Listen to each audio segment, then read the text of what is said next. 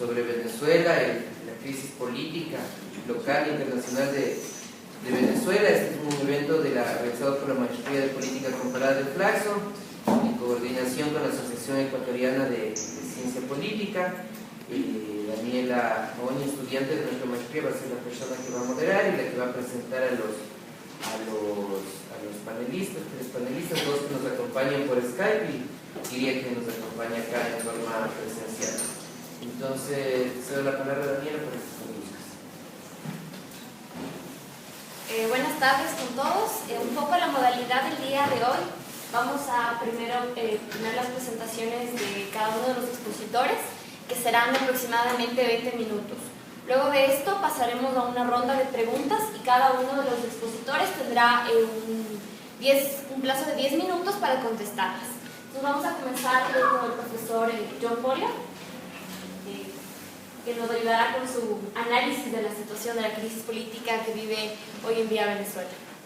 John, ¿nos escuchas? Sí, perfecto. Listo. Bueno, muchas gracias. Gracias, Santiago, por organizar este conversatorio. Gracias a Flaxo y la Asociación Ecuatoriana de Ciencia Política. Espero que me oigan ahí. Si algo se corta, por favor me avisan. Tienen ahí mis láminas. No sé si están cargadas o las pueden ver. Santiago, te las mandé hace tal vez media hora. Mientras cargan la presentación, tal vez comienzo a hablar un poquito. Con mis buenas.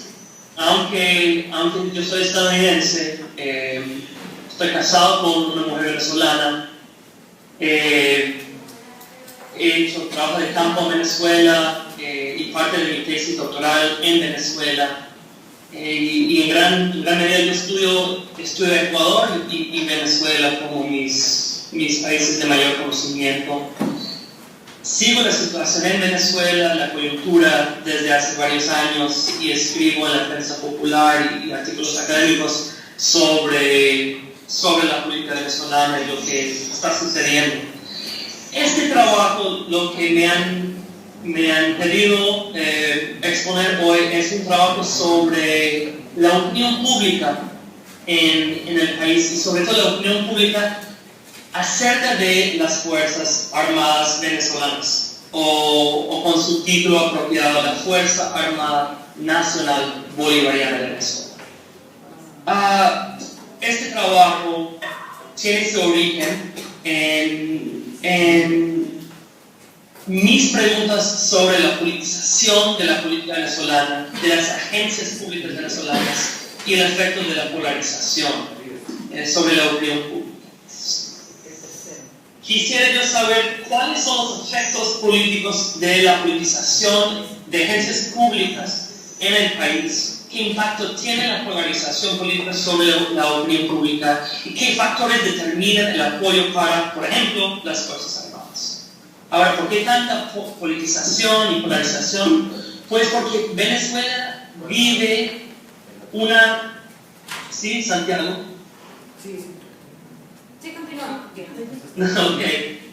Vive una versión extrema de la polarización y politización que tenemos aquí en los Estados Unidos y tal vez ustedes en el Ecuador. No sé si quieren que yo hable un poco de ese tema al final, con mucho gusto lo podría hacer. Bueno, eso es de Víctor, por lo menos Carlos de Víctor. ¿Por qué es necesario entender la confianza en las instituciones públicas? Pues porque eso afecta a la democracia, eso afecta a la legitimidad de las distintas agencias y por consiguiente la legitimidad de la democracia. O en el caso actual de Venezuela, legitimidad para el régimen político, porque como creo que todos nosotros hoy vamos a sostener, Venezuela ya no existe como democracia, sino como un régimen autoritario o como máximo semi-autoritario, ¿no? Un régimen híbrido. Sin embargo, en este caso, ¿Cuál es el efecto de la confianza en las instituciones públicas sobre el régimen político? Pues afecta la legitimidad y la eficacia de las políticas públicas, de las instituciones y del régimen. ¿Okay? Hay una enorme literatura académica sobre este tema, sobre legitimidad y sobre eficacia. ¿Sí? Así que yo quiero examinar el caso venezolano. En Venezuela, el país vive una polarización desde 1999, que además fue una estrategia del régimen chavista, de Hugo Chávez, que buscaba polarizar la población como parte de su proyecto político mayoritarismo. ¿Sí? Chávez llamaba a sus opositores escuálidos, pitiyanqui, cochinos sucios, etc. Usaba el clientelismo como estrategia para premiar a sus seguidores y castigar a sus... ¿Sí? Entonces, fue claramente la polarización una estrategia de Hugo Chávez. Esa polarización se exacerbó a partir de 2002, con el golpe de Estado fallido llevado a cabo por la oposición, sobre todo los sectores de negociantes en Caracas. Este golpe de Estado marcó una ruptura permanente entre el diálogo de gobierno y oposición. Eso fue seguido por otros procesos sociales y políticos, como el referéndum revocatorio del 2004 y anteriormente el paro general, ¿sí? que básicamente creó dos sin medio. ¿Okay? Bueno, entonces, buenas tardes. Vamos de aquí, que yo he avanzado ya un poquito. Si pueden avanzar hasta la tercera lámina, por favor. Y la siguiente. Perfecto. Como verán aquí, en el gráfico, antes. Con el gráfico aquí a la derecha, abajo, este es un estudio increíble que se hizo en el 2015, que es un mapa, mapean ellos las redes de Twitter en Caracas, ¿no? De contenido pro gobierno y antigobierno. Y hay una distinción geográfica, o sea, hay una distinción espacial en Caracas de pro y antigobierno que seguramente se puede reproducir hasta incluso en Quito, ¿no? Esto ilustra para mí la polarización política que existe en el país. ¿Okay? Sí, por favor. Entonces tenemos un estado polarizado. Dentro de este estado polarizado tenemos agencias politizadas. Con el caso de las Fuerzas Armadas, la Constitución Política de 1999 establece una unión cívico-militar. Con el artículo 333 empodera a las Fuerzas Armadas a involucrarse en la política venezolana diaria, cotidiana, en llevar a cabo políticas y la implementación de políticas públicas, etc. En participar en la política de manera que nunca práctica en el pasado. 8 con la redemocratización del país. Disculpa, se está cortando un poco. Ok. Ahí, ¿pudieron repetir el último?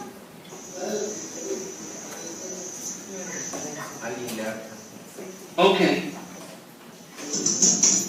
En la Constitución de 1999 estableció una unión cívico-militar en Venezuela e involucró a los militares en la política venezolana de manera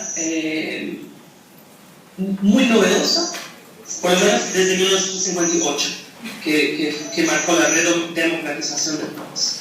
Digamos que los militares han jugado un papel en la política venezolana casi sin precedentes en la época democrática, en la etapa democrática. Chávez además utilizó las Fuerzas Armadas de manera muy politizada.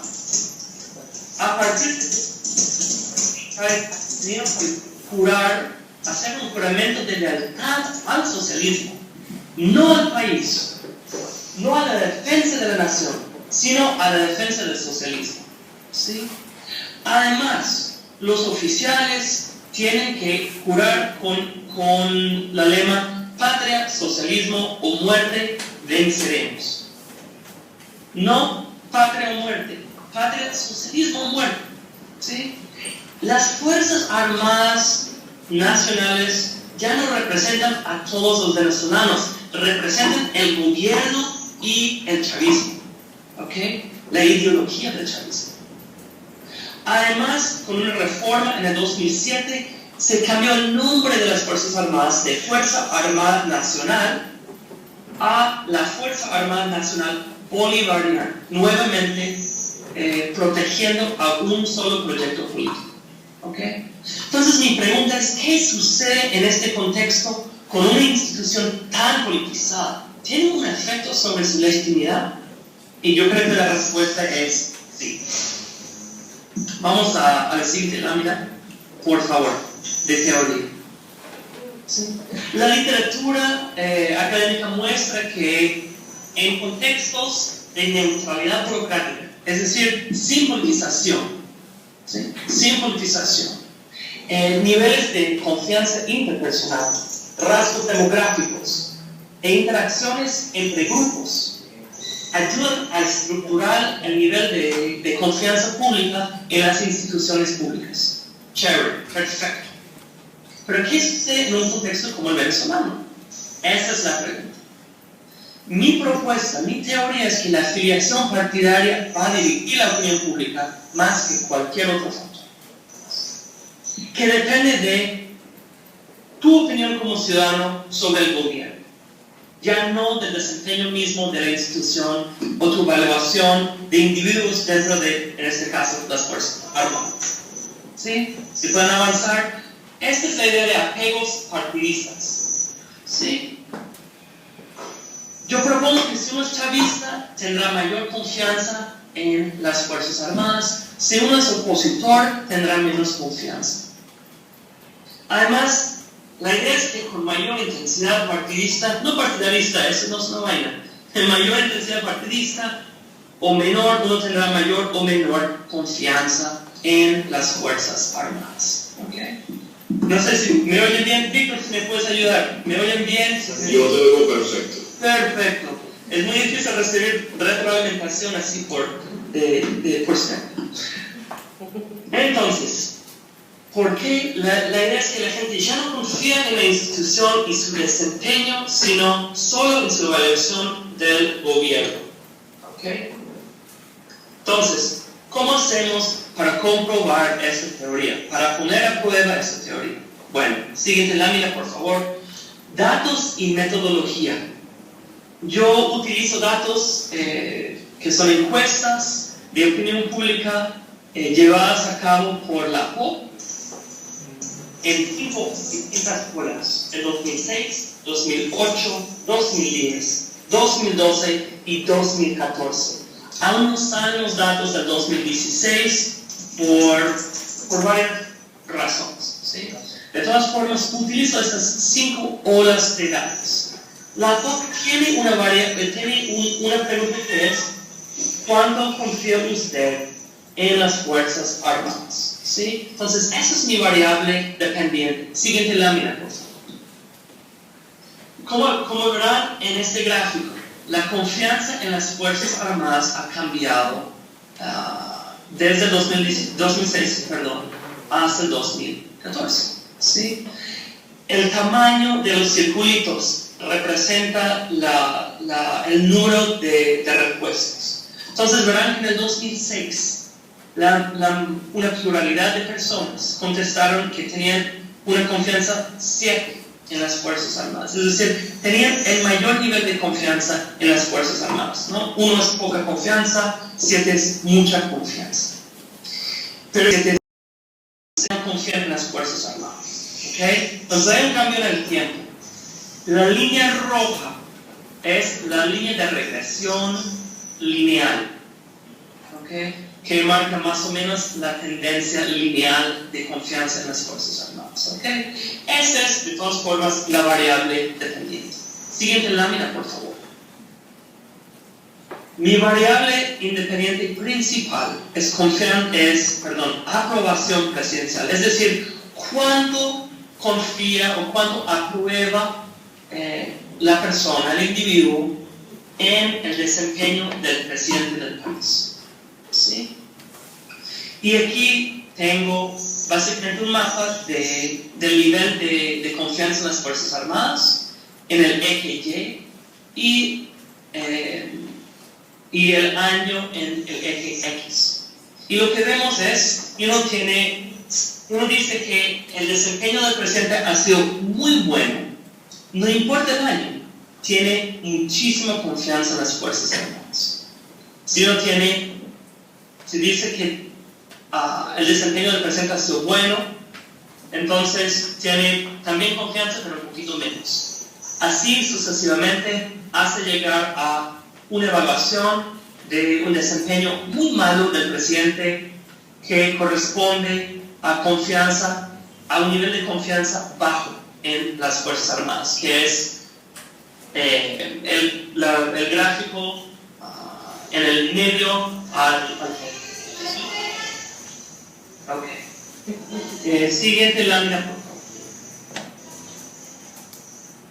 Con mucho gusto yo puedo explicar la multitud de variables que utilizo para controlar por las cuestiones demográficas, cuestiones de confianza interpersonal, etcétera, etcétera. Sin embargo, voy a ir inmediatamente aquí a los modelos que corro estadísticamente para mostrar si hay o no hay una relación entre estas dos variables, es decir, la variable independiente principal y mi variable dependiente. Yo utilizo una serie de modelos que son regresiones de logística ordenada de múltiples niveles, que en inglés es Multi-Level Ordered Logistic Regression. ¿Sí?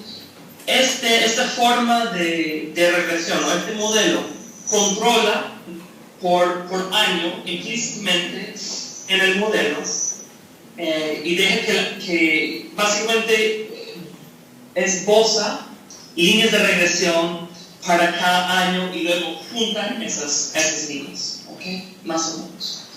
¿Cuáles son los resultados? Siguiente lámina, por favor. Ojalá que la lámina que están viendo es de los efectos marginales. ¿Sí? Lo que tengo aquí, lo que estoy mostrando aquí es el nivel, el efecto sustantivo y estadístico de cada una de las variables sobre mi variable de dependiente. ¿Sí? Entonces hay, por ejemplo, sexo, si uno vive en un lugar urbano o rural, educación, confianza interpersonal, nivel de victimización, percepción de la seguridad, satisfacción con la vida, fue solicitado por una coima, se ha protestado, etc. Y por último, la variable que más me interesa es aprobación presidencial, que está ahí, esa variable destacada en rojo. Como podemos ver, sobre todo es más claro en los niveles de no confianza y total confianza, el efecto de aprobación presidencial es no solo estadísticamente significativo, sino sustantivamente mucho mayor que cualquier otra variable.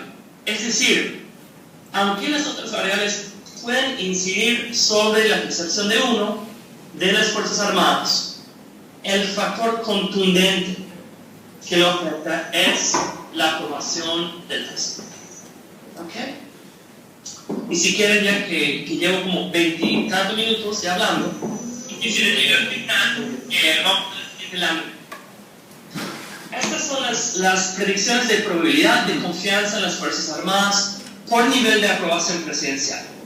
Lo que tenemos en el eje Y es el porcentaje de individuos que, más o menos la probabilidad de que un individuo responda que sí. Entonces, al gráfico a la izquierda, arriba, de no confianza en las Fuerzas Armadas.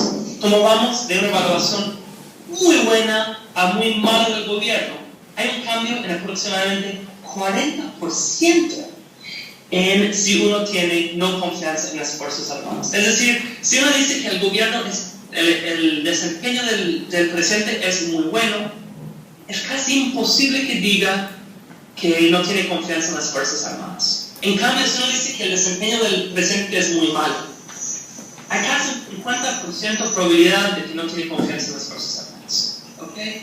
Podemos ver el inverso con el último gráfico, que es confianza total en las Fuerzas Armadas, que cae de 43% a aproximadamente 1.6%. Nuevamente, el efecto de la opinión pública sobre el desempeño del presidente es contundentemente fuerte. ¿Okay? Vamos a... No vamos a los otros modelos que tengo aquí, que son opositores chavistas. Solo creo que vale la pena destacar que corrí otros modelos con submuestras. Una submuestra de opositores y otra submuestra de chavistas, para ver si hay efectos condicionales o condicionados, y efectivamente vemos que los distintos factores afectan a los chavistas de manera distinta a los opositores. La única variable que quisiera explicar brevemente es el efecto de una huella, que afecta si alguien de las Fuerzas Armadas ha solicitado al individuo, ha prestado una coima, los chavistas suelen perder satisfacción en la institución y los opositores no tanto. ¿Por qué? Porque en gran medida los opositores ya no confían en las Fuerzas Armadas, así que es imposible perder más confianza. En cambio, los chavistas, que tienen alta confianza, tienen un mayor rango para perder esa confianza. Última lámina, por favor, que es la lámina de discusión. ¿Qué significa? 3 minutos. Pero muchísimo tiempo, está bien. Perfecto, no, es demasiado tiempo. La politización y la polarización pueden detraer de la confianza en las instituciones públicas. Eso es lo que esto muestra. Sí, es de las Fuerzas Armadas, seguro, pero eso nos muestra algo más general sobre las instituciones públicas, ¿okay? Y el efecto de la politización. 2, yo creo que esto es preocupante en cuanto a la legitimidad de la institución, ¿no? De cierta forma hay un umbral de apoyo para las Fuerzas Armadas. ¿Cuál es ese umbral? El umbral es el porcentaje de ciudadanos que confían en el gobierno o que dicen que el gobierno tiene buen desempeño. Y en un contexto polarizado como el venezolano, ¿cuál va a ser el umbral máximo de gente que evalúa bien el desempeño del gobierno? ¿50%? Menos. No sé. ¿Sí? Eso es preocupante para la legitimidad de la institución, ¿no? Fuera de Venezuela, en contextos no politizados de las Fuerzas Armadas, la confianza es, en Chile, por ejemplo, 80%. Actualmente en Venezuela es 35%. ¿Sí? Esto significa, 3, que independientemente del desempeño de una agencia pública, no autónoma, o sea, en este caso, politizada, la opinión pública de esta agencia se estructura en giro a las preferencias políticas. ¿Okay? Es decir, las Fuerzas Armadas en Venezuela pueden ser muy, muy buenas, ¿no? Pueden, por ejemplo, no reprimir a la gente en protestas, hacer otras cosas. Eso no importará, porque la opinión de la gente no depende del desempeño de la institución, sino de su perspectiva sobre el gobierno. 4, deberíamos ver esto no solo en las Fuerzas Armadas, sino en otras agencias públicas politizadas en Venezuela. ¿Okay? Esto no es único de las Fuerzas Armadas, también puede ser cualquier agencia pública politizada. Por último, esta teoría tiene la capacidad de viajar, ¿no? Entre comillas, como nos dice Giovanni Sottari en cuanto al viajar, ¿no? Conceptos. Esto se puede aplicar, por ejemplo, a Rusia, a Turquía, etc. Y yo digo, tal vez en el Ecuador, ¿no? muchas gracias por su tiempo. Yo creo que no tomé los 20 minutos, ¿verdad? Digamos ¿Cómo fue? ¿Minutos? Fue un poco más en virtud de las fallas técnicas.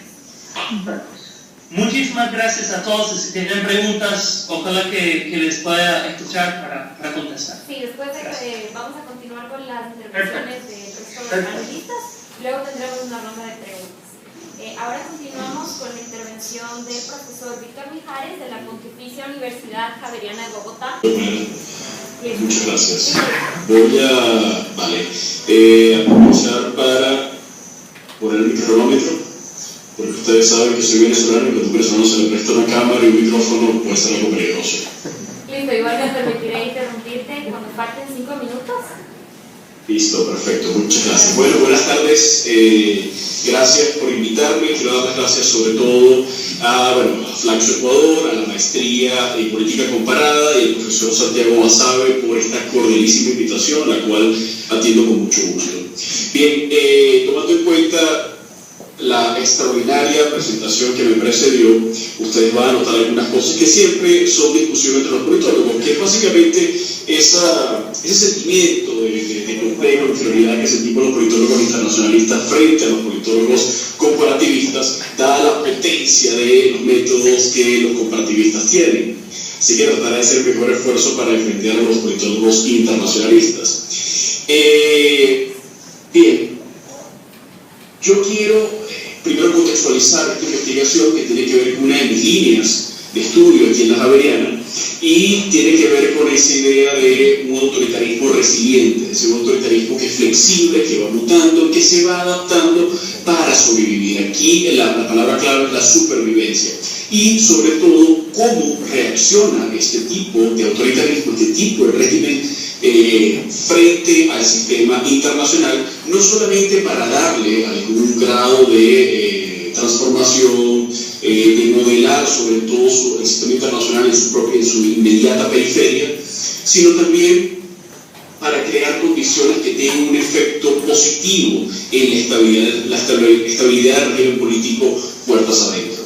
Esto tiene que ver con varias líneas de investigación que he venido explorando. Una tiene que ver con política exterior de petroestados, con lo cual obviamente Venezuela es mi caso bandera, pero también me interesa mucho lo que tiene que ver con Ecuador, por ejemplo, o algunos países del Golfo Pérsico de Asia Central, la misma Rusia.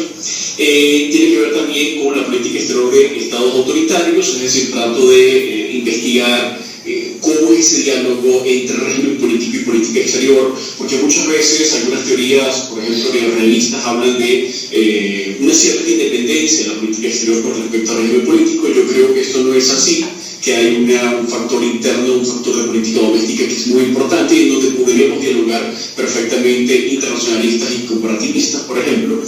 Y en la lista muy corta que tienen frente a ustedes, creo que la tienen frente, ¿cierto? Pueden ver esas fuentes que, digamos, en los últimos 2 años se han venido publicando sobre la política exterior venezolana en el contexto de esa resiliencia, la resiliencia autoritaria y sobre todo en esas estrategias de política exterior en función a la supervivencia del régimen.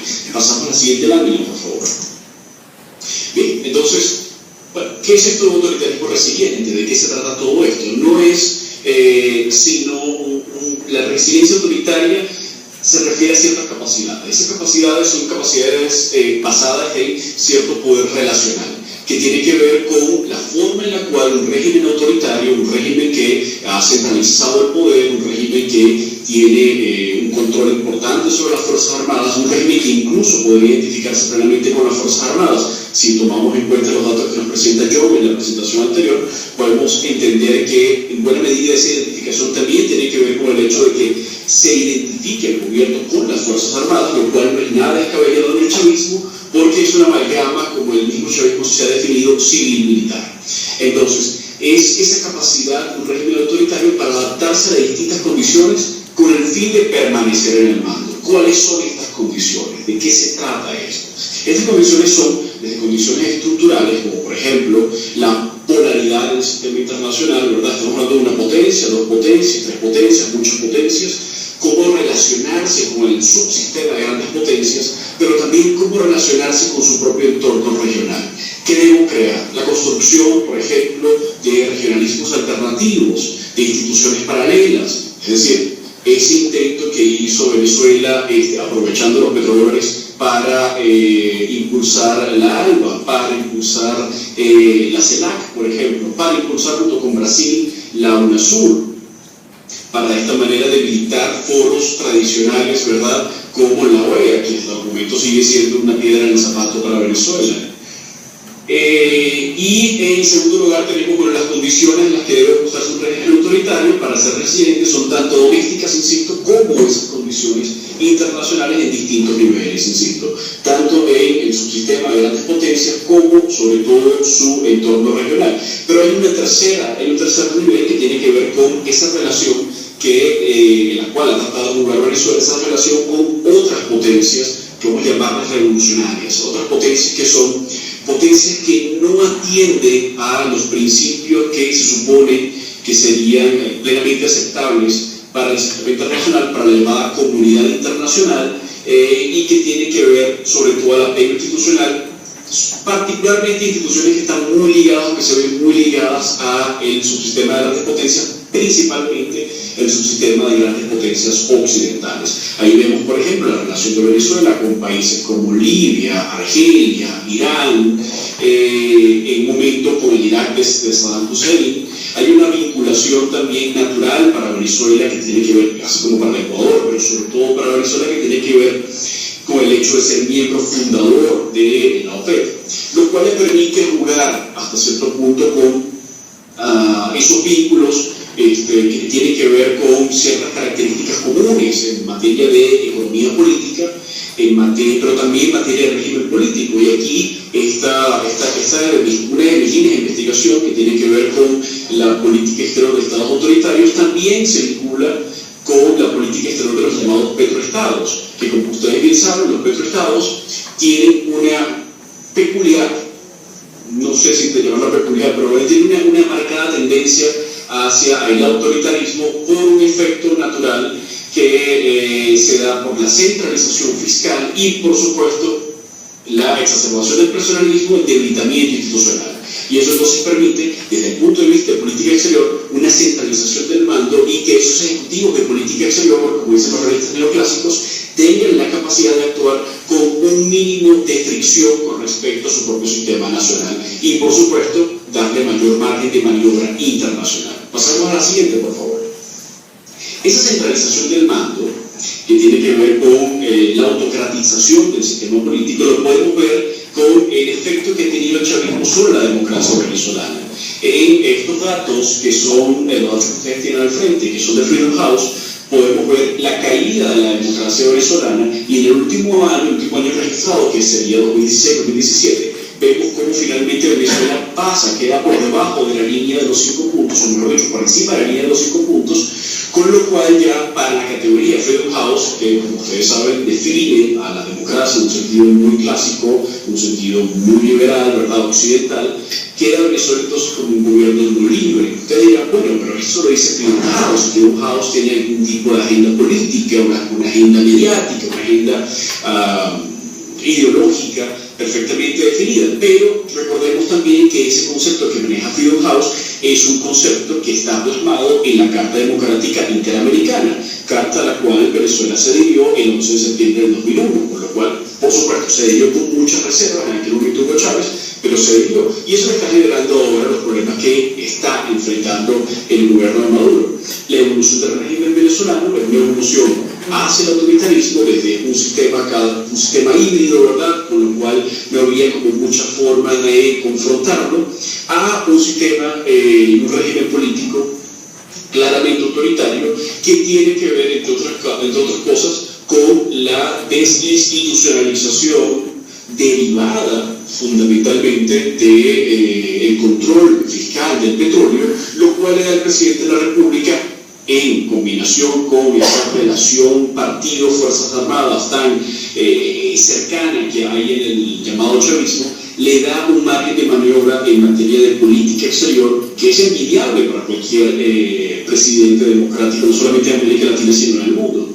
Entonces, esa evolución del régimen político venezolano también tiene que ver con esa centralización del mando, y es lo que le permite tener un margen de maniobra muy amplio para jugar a esto que yo llamo la resiliencia autoritaria, o la política exterior, o la estrategia de política exterior de resiliencia autoritaria. Pasamos a la siguiente lámina, por favor. Bien. ¿Cuáles son los 3 puntos centrales de esta estrategia de política exterior? ¿No? ¿Cómo un autoritarismo se hace resiliente por la vía de su política exterior? Hay elementos de política interna, no los voy a tocar en este momento, estoy concentrando en temas sobre todo de política exterior y relaciones internacionales. Bien, yo he identificado tres estrategias. La primera tiene que ver con el alineamiento con grandes potencias no democráticas ni occidentales. Aquí vemos la vinculación sobre todo con China y con Rusia, pero también con otros estados, también sobre todo petroestados. El otro elemento es la solvencia crediticia internacional. ¿Se han dado cuenta? No sé si han seguido la política venezolana, sobre todo su política económica, que Venezuela en materia internacional ha preferido hacerle default a su propia población que hacerle default a los grandes centros financieros o a los bancos del mundo.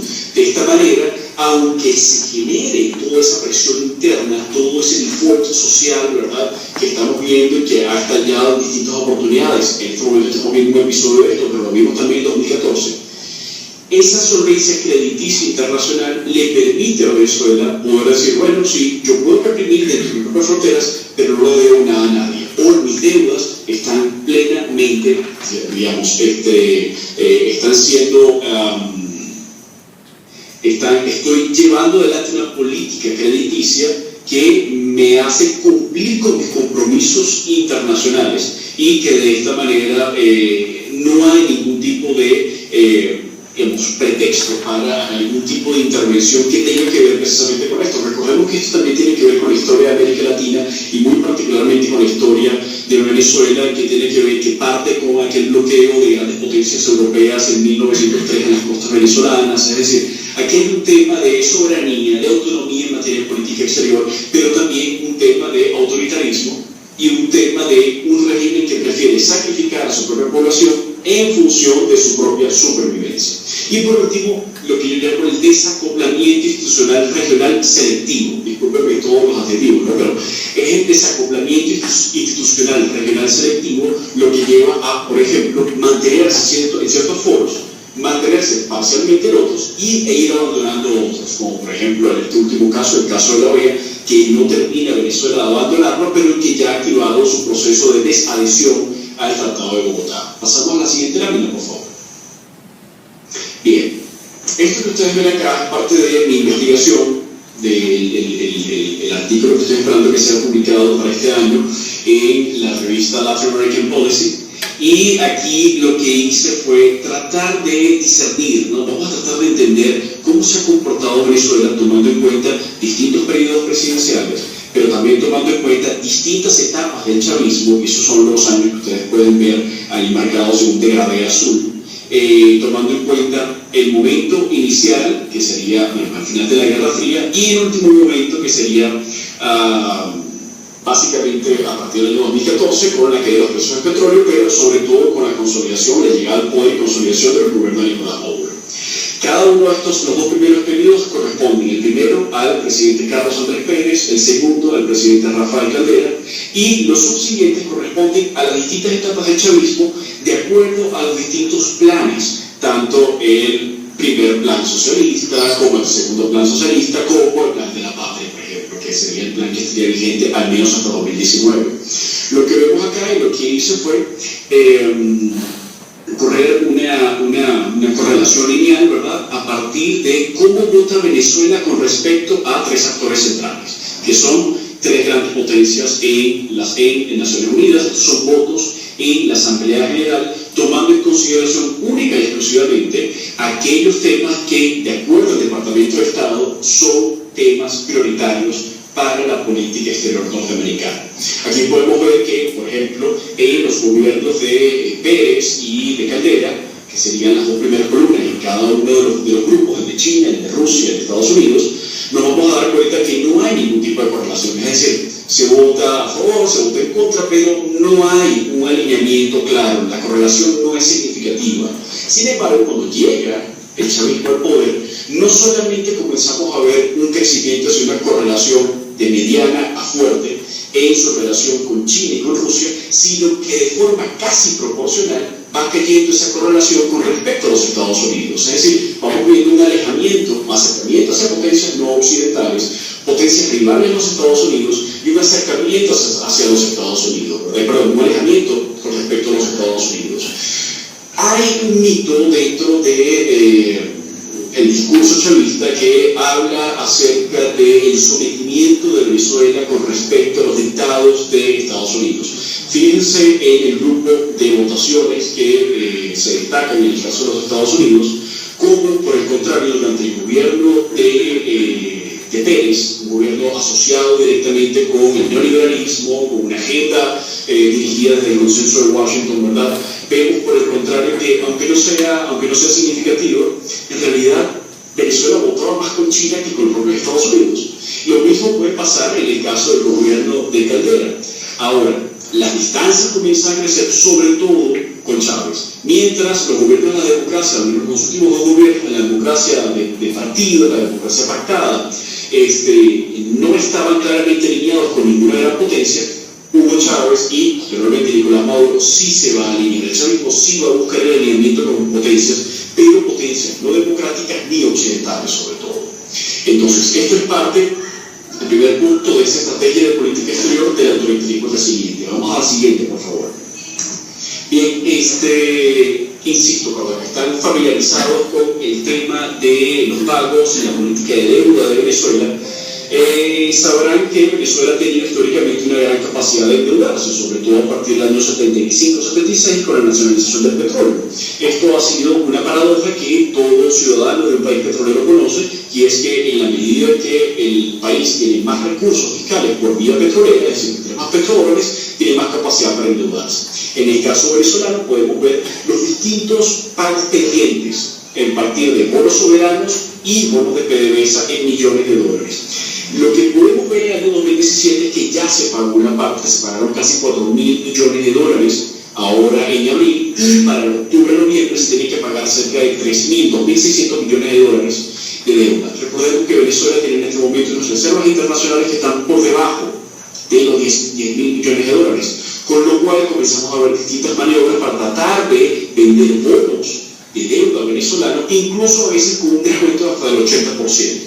Esta solvencia crediticia internacional no parece muy sustentable en el tiempo, no parece tener una capacidad de sobrevivir durante mucho tiempo, pero vemos cómo se está sacrificando la capacidad y las necesidades crediticias del Estado en función de las necesidades muy particulares de supervivencia del régimen político del gobierno chavista. Y eso es lo que podemos ver acá. Venezuela, haya o no haya una transición, Venezuela tendrá que encarar este esquema,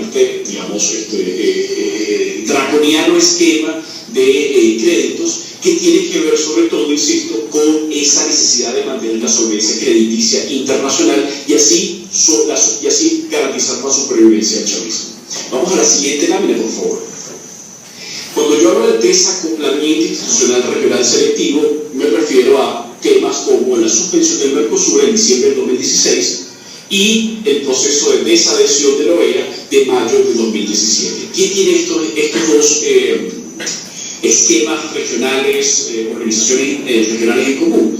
Tienen en común que el primero existe un protocolo, que es el protocolo de Ushuaia, y el segundo tiene una Carta Democrática Interamericana. Venezuela, bien sea por democracia, desadherirse, caso de la OEA, está tratando de mantenerse única y exclusivamente en aquellos foros en donde no se le exija ser una democracia. Cuando se le exige ser una democracia, genera tensiones, trata de separarse. Cuando no se le exige ningún tipo de condición democrática, se mantiene. Eso sí, trata de ver cómo lo controla, pero se mantiene. Esto es el desacoplamiento institucional regional selectivo que está tratando de aplicar Venezuela para que su régimen político pueda sobrevivir. Pasamos a la siguiente, por favor, que ya veo que me queda un minuto. Sí, exactamente lo que iba a mencionar. Gracias. Vale. Todo esto condiciona lo que yo llamo la inmunidad venezolana de América Latina. ¿Por qué Venezuela tiene esa capacidad para resistirse como no tienen otros países? Por ejemplo, el caso del Paraguay, de post-Lugo, o el caso de, pues llegó a sobrevivir, pero tuvo muchas presiones, la Honduras de Micheletti. Bueno, fundamentalmente porque tienen, primero, un activo aparato diplomático y propagandístico, donde hay las embajadas y consulados de Venezuela sirven también como, sobre todo, como caja de resonancia para transmitir, para difundir el mensaje de la revolución bolivariana y tratar de defender los principios de la revolución y, por supuesto, tratar de contribuir con esa estrategia de resiliencia autoritaria. Hay una baja interdependencia económica. Los principales socios de Venezuela no son sus países vecinos. Con Colombia, por ejemplo, Venezuela llegó a tener una balanza comercial de casi 8.000 millones de dólares, 7.500 millones de dólares. Ahora esa balanza comercial en realidad está por debajo de los 100 millones de dólares, con lo cual la capacidad que tenga Colombia para tener algún tipo de influencia en los asuntos políticos internos de Venezuela es muy limitada. El tercer punto es la desvinculación institucional regional, que ya la vimos, que tiene que ver con el desacoplamiento. Y por último, la participación en algunos procesos interesantes, que en el caso colombiano, la participación en el proceso de paz colombiano, que le permitió, sobre todo entre 2010 y 2017, le permitió al gobierno venezolano maniobrar manteniendo una tregua, muy conveniente tregua con el gobierno de Juan Manuel Santos, y de esta manera evitar aquellos años de tensión que lo ponían al chavismo en el ojo del huracán, ¿no? Ahora pasamos a la siguiente y última lámina, prometido, que tiene que ver con, qué tipo de solución se puede conseguir, ¿no? Le damos, hacemos clic, un momento, por favor. Ok, entonces tenemos en primer lugar la solución latinoamericana, ¿verdad? La solución latinoamericana. Aquí tenemos a Venezuela y 5 estados, 5 actores que yo considero fundamentales, no son los únicos, pero son los que considero más importantes, al momento de poder negociar desde fuera algún tipo de salida para la crisis venezolana. La solución latinoamericana pasa necesariamente por Colombia y Cuba, es decir, que exista algún tipo de capacidad y necesidad por parte de estos estados para poder lograr alguna forma de transición, poder favorecer alguna forma de diálogo que sea un ambiente constructivo y no sea una forma de ganar tiempo en el caso venezolano. ¿Cuáles son los problemas de la solución latinoamericana? Cuba en este momento está recibiendo, ¿verdad?, de muy mala gana, por razones obvias, ¿verdad?, la nueva política de los Estados Unidos hacia Cuba. Trump acaba de revertir o quiere revertir todo el proceso de apertura que se inició con Obama, con lo cual Cuba y Venezuela vuelven a alinearse en intereses comunes. Y recordemos que en buena medida la política exterior venezolana y sus objetivos nacionales han sido bastante mediatizados por la Cancillería cubana. Y en el caso colombiano comienza a haber una separación con respecto a Venezuela. Ya las FARC y el gobierno colombiano consideran que el proceso es irreversible. Yo no estoy tan seguro de eso, pero bueno, el gobierno colombiano y la FARC consideran que es irreversible, con lo cual la participación de Venezuela va perdiendo peso. Esto va a llevar a la confrontación entre Venezuela y Colombia, una situación cada vez más tensa, con lo cual la solución latinoamericana, al menos en este triángulo, no parece completamente viable. Tenemos la segunda solución, sería la solución hemisférica, incluidos los Estados Unidos, pero para eso tendría que haber una reaproximación entre los Estados Unidos y Cuba. Ya hay una aproximación, digamos, clara entre los Estados Unidos y Colombia, pero entre los Estados Unidos y Cuba, sobre todo por la administración Trump, no parece haber claridad acerca de qué es lo que se quiere con Cuba.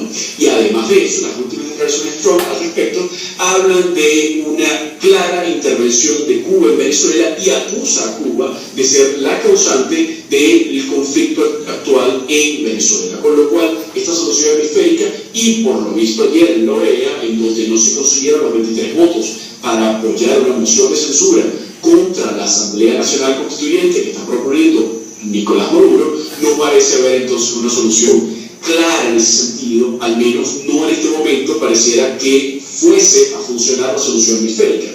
Y por último, tenemos la solución por medio de grandes potencias, es decir, que aquí haya un tipo de acuerdo entre China, Rusia y los Estados Unidos. Yo particularmente no dudo tanto de una aproximación entre China y Rusia, entre China y los Estados Unidos.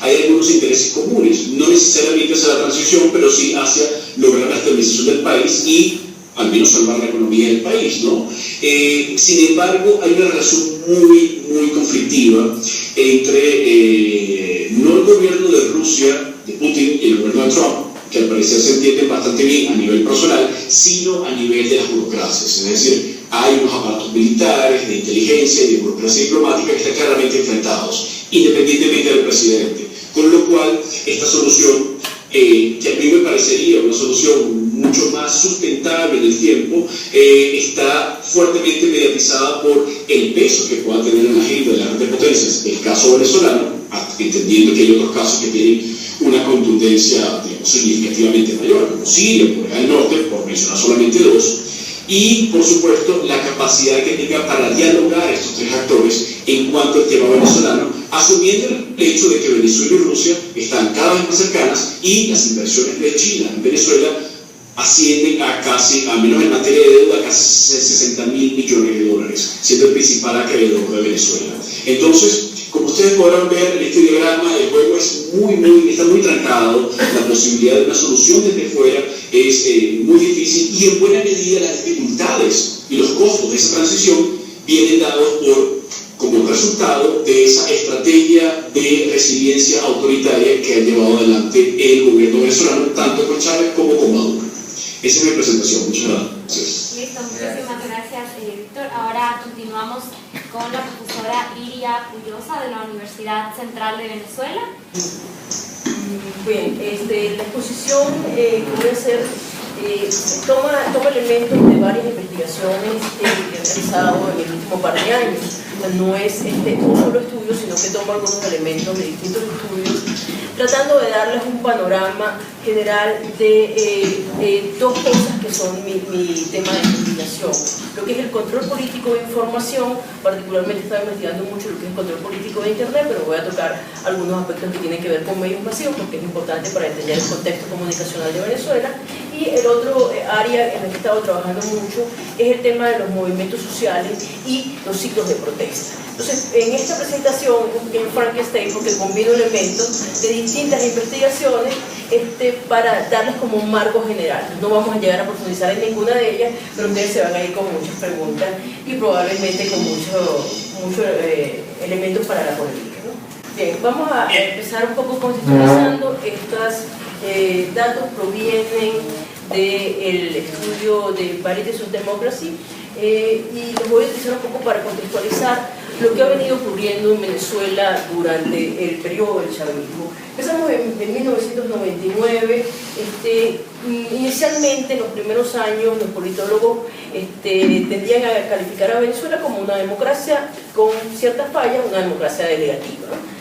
Posteriormente, a partir de 2009, entramos en la fase en donde la mayor parte del consenso se va hacia denominarlo un autoritarismo competitivo.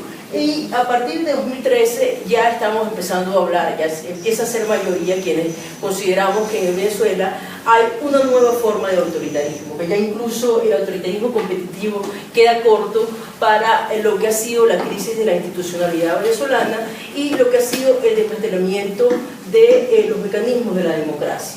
Pueden verlo en el gráfico, como todos los indicadores que tienen que ver con la democracia vienen cayendo desde 1998. Particularmente, el que más me interesa a mí es esta línea azul. Lamentablemente la leyenda está debajo de la imagen de los compañeros que están afuera, pero esta es la que más me interesa a mí. Esta es la línea que tiene que ver con los indicadores de deliberación.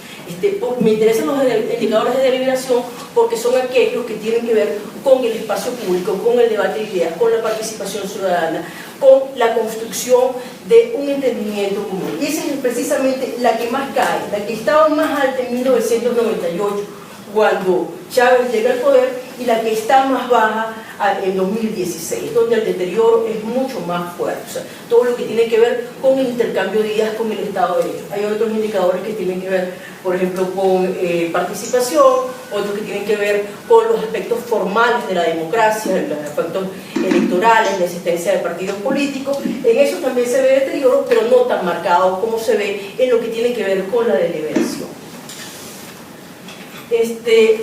vamos a entrar a ver exactamente de qué hablamos cuando hablamos de deliberación. En este componente vamos a ver la preocupación por el bien común, vamos a ver lo que es una sociedad comprometida, vamos a ver lo que es razonar, justificar razonadamente las posiciones políticas de los autores políticos y respetar los argumentos de los otros. Todos estos elementos han sido vulnerados, han sido debilitados a lo largo de este periodo de 18 años. Podemos observar que particularmente una de las cosas que ha sido más vulnerada es el respecto a los argumentos de los otros.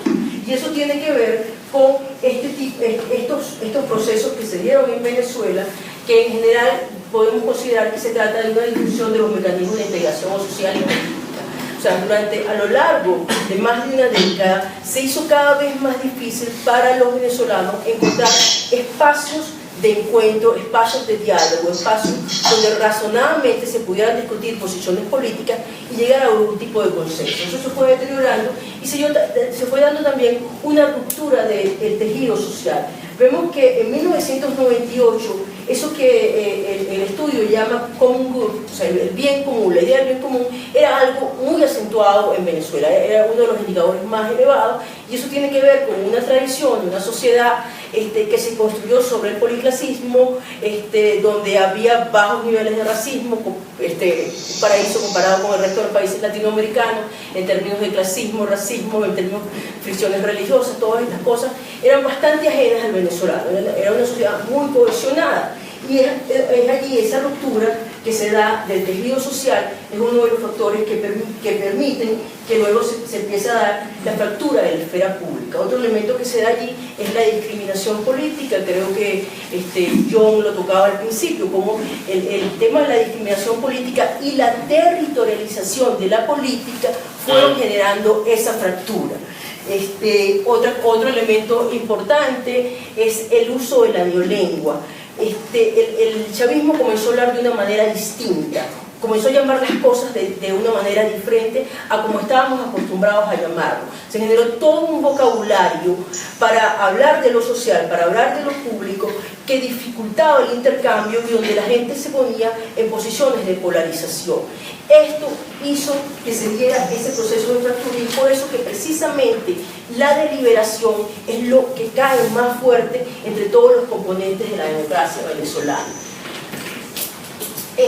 Otro que a mí me interesa fundamentalmente es la participación, uno de los índices que me interesa y en donde el deterioro tiene que ver con el proceso de desmantelamiento de la sociedad civil que se da en Venezuela muy temprano en el chavismo, cuando todavía se consideraba que estaba dentro de un modelo democrático, una fuerte reacción en contra de las organizaciones de la sociedad civil. Es famosa frase de cuando se les preguntó al entonces vicepresidente Luis Michelena si la sociedad civil podía dialogar con el gobierno para encontrar soluciones a los problemas del país.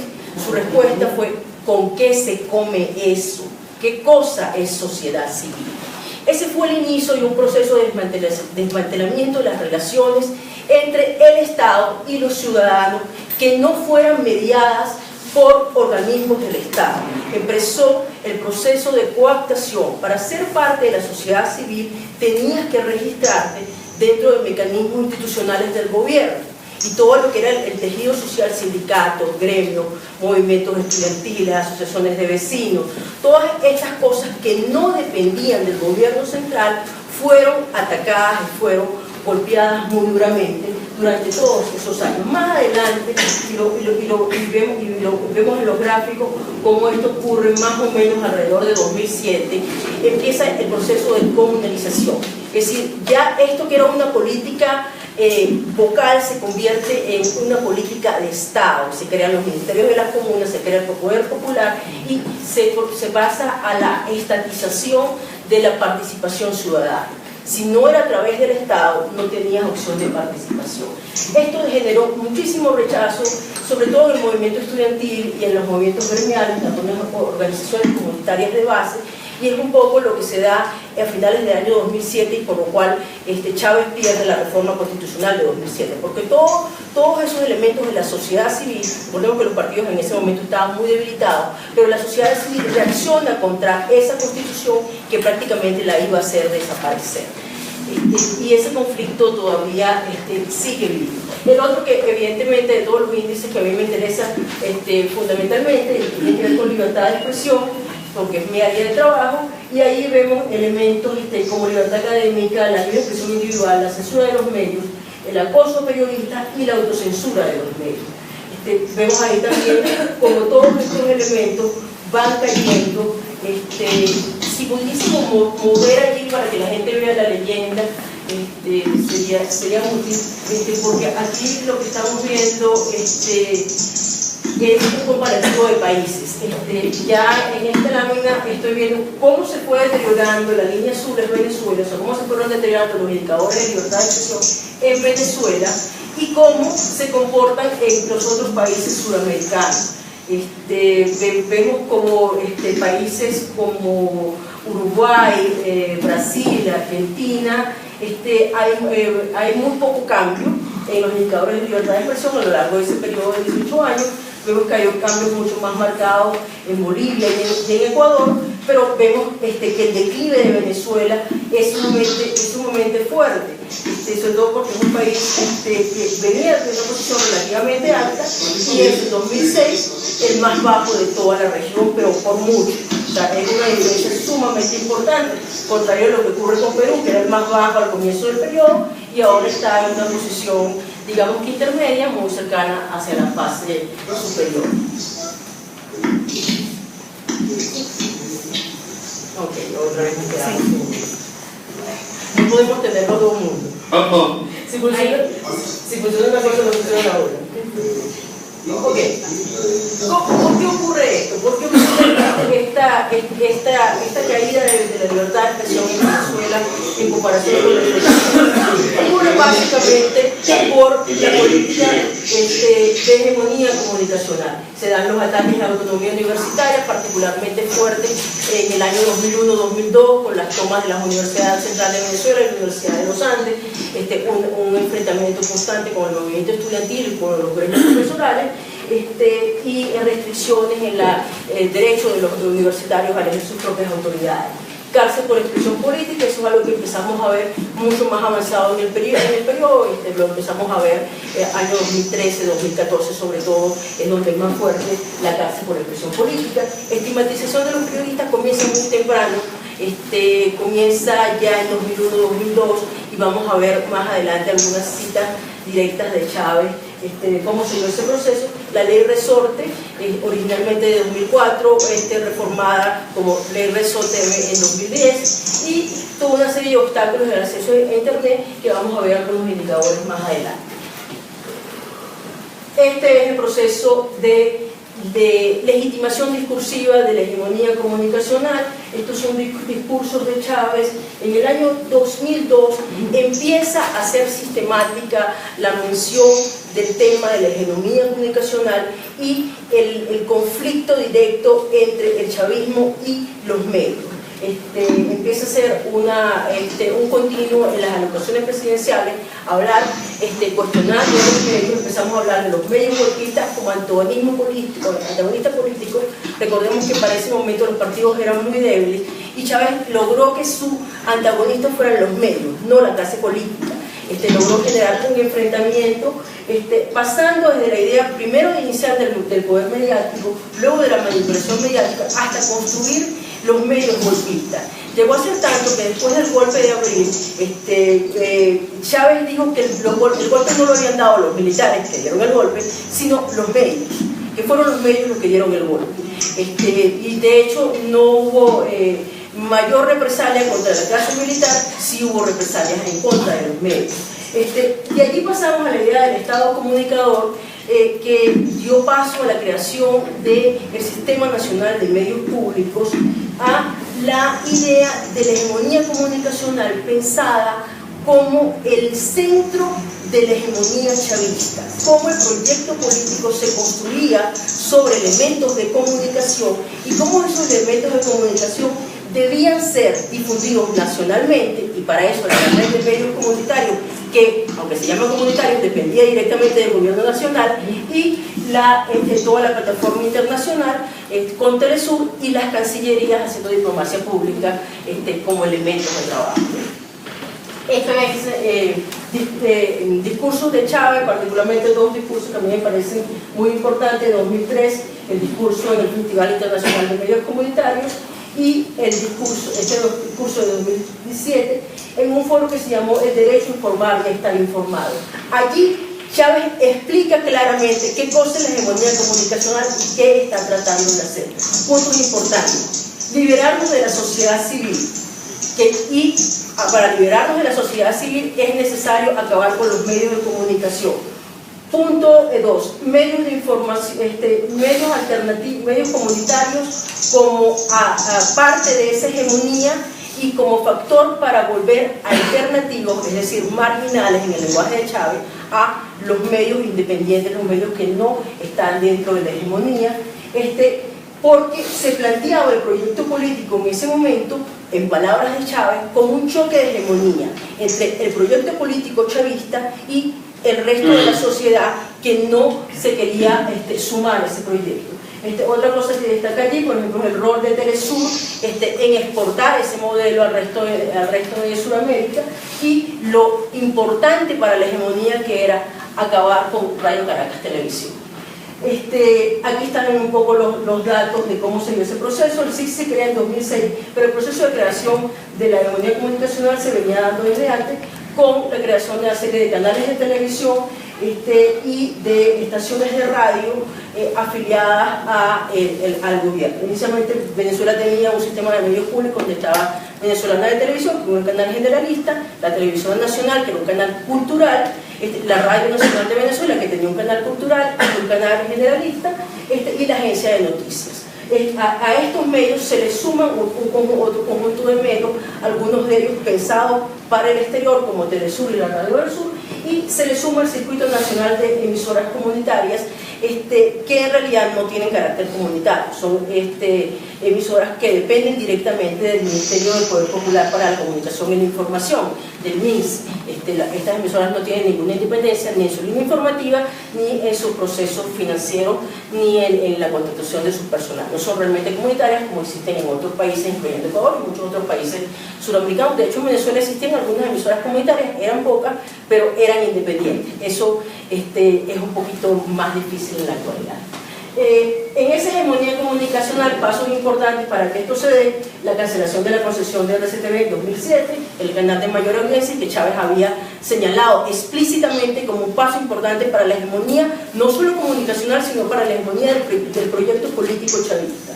La estatización de CanTV, que también ocurre en 2007 y que le permite al gobierno tener el control de Internet. El establecimiento de las unidades de control político en Venevisión y Televen. Esto es algo que pocas veces se habla, porque nadie se quiere meter en eso, pero la gente de los medios sabe que en los departamentos de información y prensa de estos dos canales de televisión hay una unidad política que revisa todos los contenidos informativos antes de que salgan al aire, y esta unidad depende directamente de Miraflores, o sea, del gobierno nacional, de la presidencia de la República.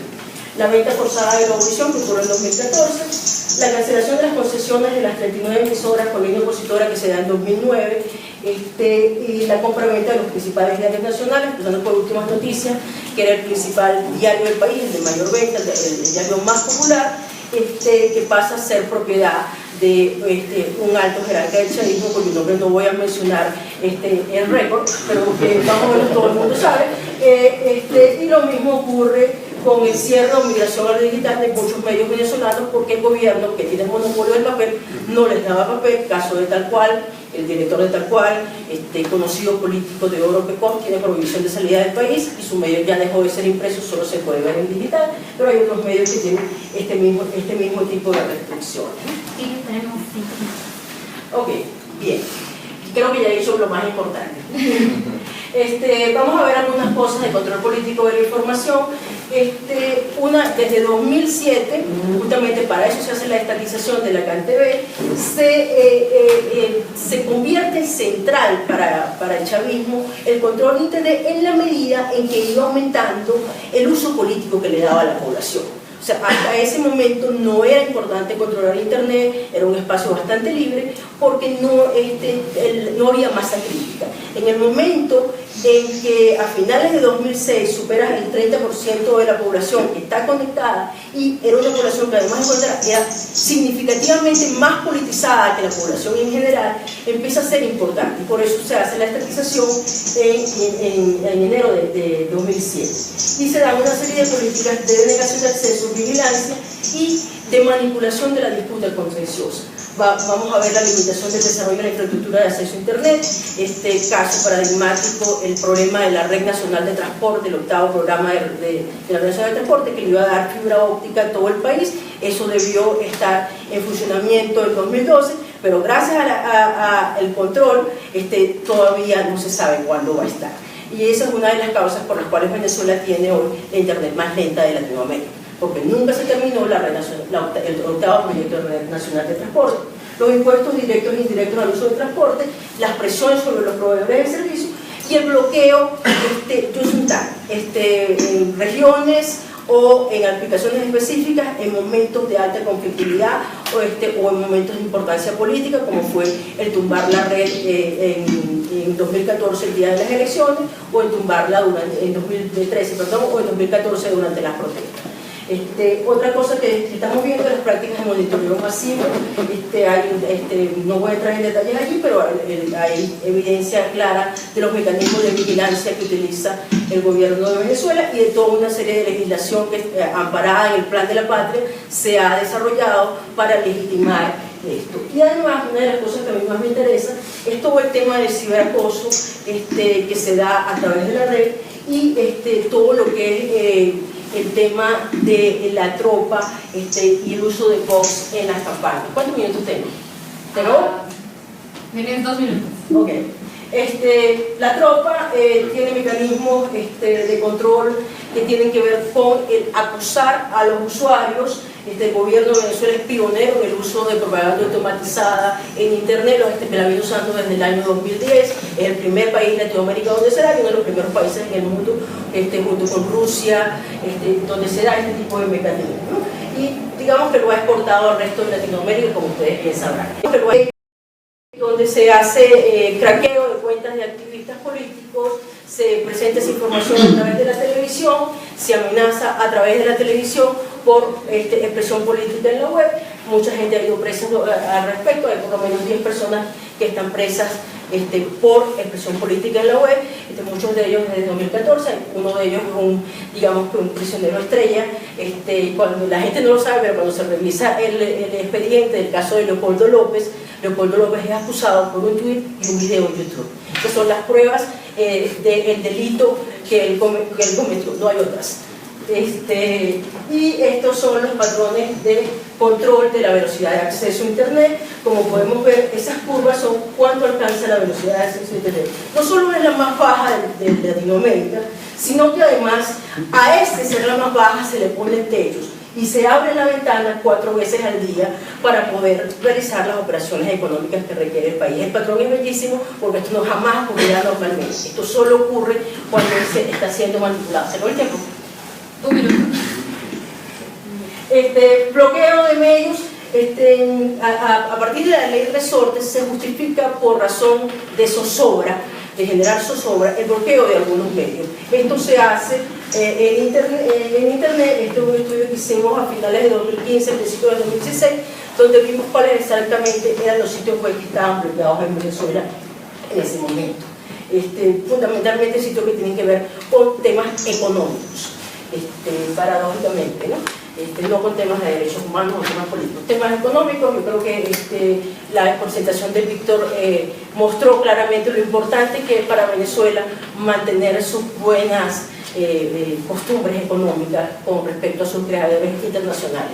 Me importa mucho los nacionales. Bueno, ya habíamos hablado un poco del tema del caso de Leopoldo López, pero también volvió a hacer noticia recientemente con este tema de los laboratorios de propaganda. Fue un caso de una información que fue sembrada para generar, desviar un poco la atención de las protestas hacia otro tema que captó muchísimo la atención, y es parte de mecanismos normales de propaganda que se utilizan en este tipo de régimen. Terminamos. Yo puedo seguir hablando media hora más. Creo que con eso es suficiente, dije los más interesantes.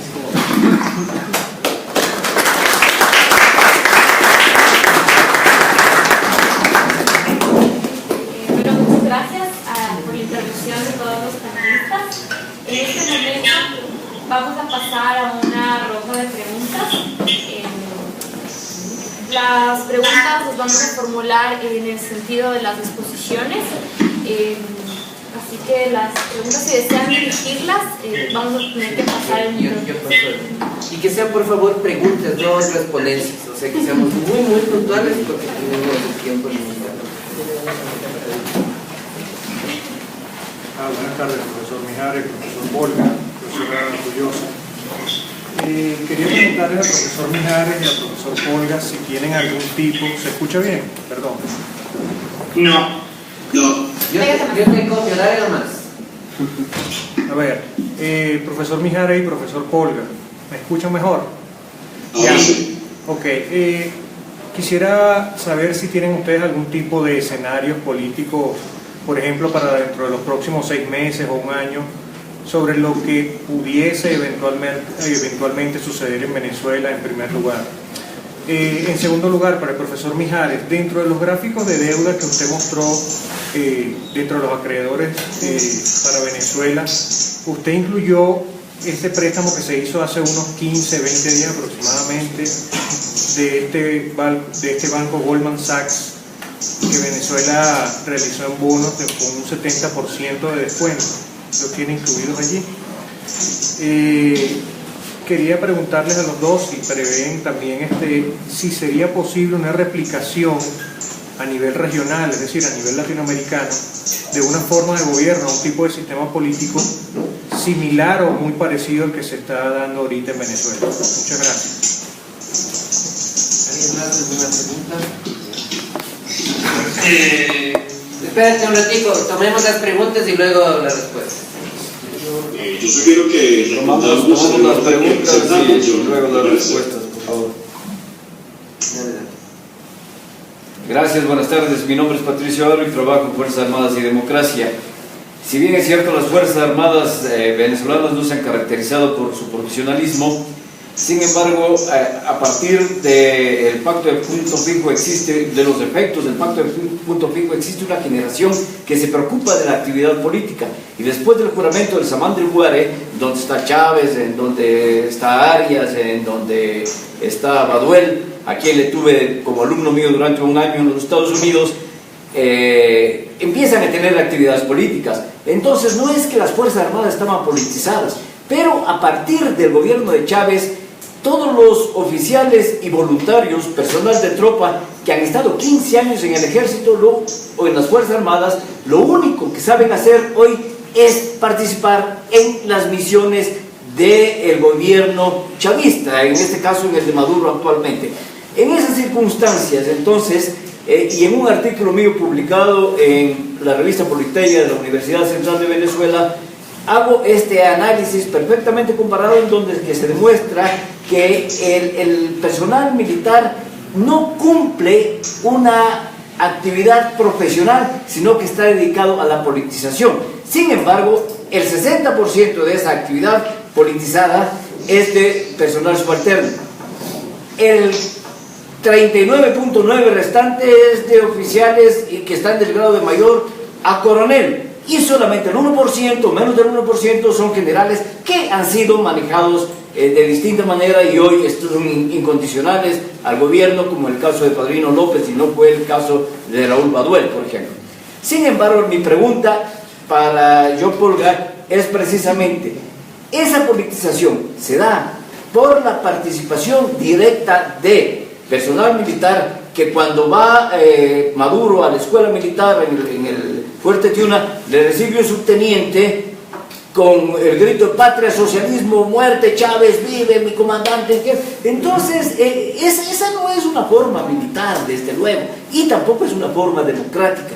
Entonces, mi pregunta es eso: ¿a qué se debe la politización de las Fuerzas Armadas y especialmente de este rango del 60% de personal? ¿Y cuál es la reacción de la gente que está de mayor a coronel en los rangos actuales? Gracias.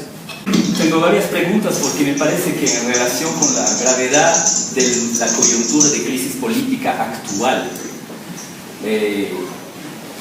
hay elementos que faltan. Yo estoy de acuerdo que se trata de un autoritarismo, me parece un concepto un poquito amplio y flojo, aunque estoy de acuerdo con esto. Y en particular, en la medida... Disculpe, no se oye. Perdón. No se oye. Ahí sí, ahí se oye. Ahora sí. Sí, no, tengo algunos interrogantes relacionados con el carácter específico y coyuntural de la crisis y de la gravedad de la crisis ahora. ¿Me oyen? O sea, que no han sido tocadas ahí. Y lo quisiera decir, bueno, el tema del autoritarismo, yo estoy de acuerdo, pero es un concepto un poquito amplio, un poquito flojo, y en particular tiene un problema que prácticamente, aparentemente los indicadores que ustedes usan son en relación con un ideal tipo de democracia institucional liberal de tipo occidental, que yo no critico, pero que puede ser discutido, o sea, como criterio de comparación, ¿no? Pero bueno, sobre el tema de la politización de las Fuerzas Armadas, hay una cosa que faltó en todas las exposiciones, es el carácter profundamente cleptocrático mafioso de este poder. Y en realidad yo no creo que la mayoría de militares venezolanos se dejaron convencer y creen en el socialismo. O sea, yo no creo ni un segundo en esto. Es puramente por la observación etnográfica, yo no tengo todas las movilizaciones que usted ha hecho, pero visto que yo, por puro olfato etnográfico, yo ya sabía que si tú tienes confianza en la Fuerza Armada, tienes confianza en el presidente, o sea, me permito hacer esta hipótesis. Y lo que está pasando en las Fuerzas Armadas, que es un problema, es que claramente la dirección, gran parte de la cúpula es una argolla mafiosa que está metida en un montón de negocios. Y en cuanto a los oficiales, los mandos medios viven las mismas carestías que el pueblo venezolano. Estoy seguro que para un capitán o incluso un coronel, cuando su suegra no puede tener las medicinas que necesitas para sobrevivir, cuando su mujer hace 5 horas de colas, no están contentos. Pero sabemos lo que está pasando en Venezuela. Si en la mesa del regimiento usted dice, viene otro oficial que le dice, ya no aguantamos más, hay que hacer algo, la situación es insoportable, el capitán no es tonto, piensa que puede ser un tipo de servín, un agente cubano que le viene a provocar para que saque la cabeza y para que le corte la cabeza. Esos son efectos bastante importantes y se ve mucho, por ejemplo, usted no ha hablado de las divisiones internas de las filas chavistas, de la experiencia de laboratorio que se está haciendo ahora con Luis Ortega y con todo el mundo observando cuándo la van a meter presa a Luis Ortega, cuándo no le van a sacar una cosa de corrupción. Luis Ortega hubiera hecho esto hace 4 años, estaría hoy en día en la cárcel por un tema inventado o de corrupción. Hoy no le está, lo que demuestra la debilidad del régimen. Finalmente, hay un tema de este autoritarismo, también yo quisiera hacer la pregunta. Es un autoritarismo anárquico que se caracteriza por un débil control del Estado y del territorio, me parece. O sea, eso es la gravedad del sistema. Es que realmente a medida que se hace más autoritario en el sentido de acabar con todo, suspender todas las elecciones, por lo que entendí, incluso las elecciones sindicales, universitarias, etcétera, se vuelve también más débil y me parece que tiene menos control de lo que está pasando en un territorio donde si fuera polarizado en 2 campos sería mejor, porque al menos en cierto punto podrían negociar. Lo que veo es una grave fragmentación con actores armados de ambos lados. Por ejemplo, el lugar donde la insurrección popular es más masiva y auténtica, como Mérida y Táchira, donde realmente es también el lugar donde hay más actores que pescan en aguas revueltos, como se dice en español. O sea, paramilitares colombianos, que no es porque lo dice la propaganda del régimen, es verdad, que ahí están. Incluso propios colectivos chavistas que a veces participan en los saqueos para cabalgar el tigre y canalizar la ira popular. Entonces, todos estos fenómenos me parece que no han sido, y son muy importantes para entender lo que pasa, que es una situación en algunas zonas del país de protoguerra civil y que no depende solo de los condicionamientos que usted han dicho. Última cosa, muy brillante su exposición sobre los temas, incluso me gustaría tenerla. Yo tengo 2 matices. Estoy de acuerdo que Venezuela es diferente en términos de racismo y de clasismo de otros países como Ecuador, Perú, pero me parece un poco un mito un mito de tipo brasileño, lo de una cordialidad interracial e interclasista. No, hay racismo y clasismo en Venezuela, hubo, y lo hay probablemente menos ahora por las circunstancias, pero a las épocas del 2012, etcétera, sí se expresaba en la oposición rasgos de racismo y de clasismo, y también en esa época yo no diría que los medios, sí ha habido elementos golpistas y manipuladores en los medios, ha habido. Eso dicho, toda su demostración, incluso en términos de, está bastante aceptada, me parece. Sí, buenas tardes, profesor.